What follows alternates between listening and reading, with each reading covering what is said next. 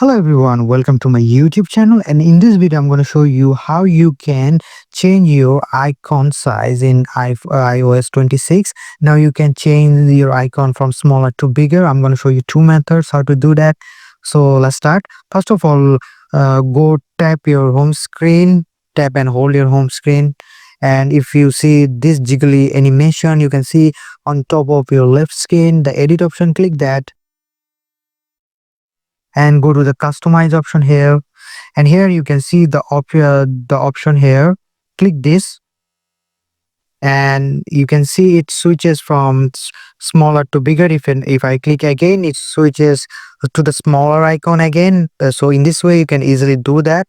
And the other method is go to the setting option and find the display and brightness option here, and scroll down and see the display zoom option here.